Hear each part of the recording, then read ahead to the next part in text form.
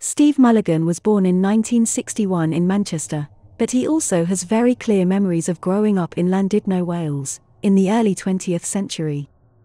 He claims to have grown up like Sidney Sutcliffe and died at the age of 24 after his plane was shot down on the Western Front during World War I. He'd always had these strange memories, played out in black and white, of looking down from the heights of the sky, but he'd never been able to sort them out.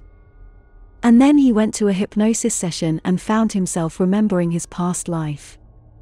Since I was a child, I have always been drawn to Llandudno. Even when I arrived here as a child, I knew the way, and my mother was amazed at how I knew where to go, Steve recently told the Daily Post.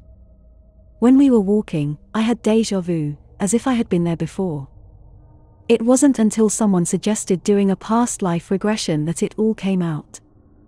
During a hypnotherapy session with Paul Goddard, the 61-year-old allegedly recalled his past life, including joining the Fusiliers at Wrexham and then joining the Royal Flying Corps before working as a photographer and marksman during World War I. He even recalled his last mission, an aerial reconnaissance flight over enemy lines near Cambrai, France, and a look down before the plane was hit by enemy fire and crashed. I remember that feeling when the plane was going down, and it was really weird because I couldn't control it, Mulligan said.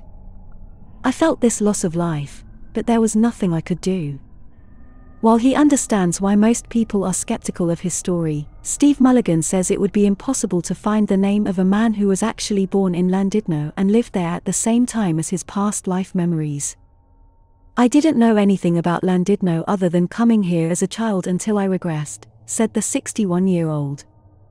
I've never heard the name Sidney Sutcliffe, so for me to choose this name from millions of names and be someone who actually lived in Llandudno, it's just incredible.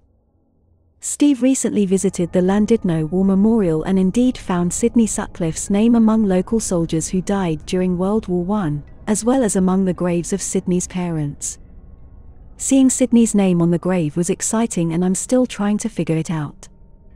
It's a strange feeling, Mulligan said. The strange thing is that his mother, Rhoda, died in 1960, and I was born 9 months later, in 1961. So for me, it's like she's waiting for her death so I can be reborn, and that's why I'm here.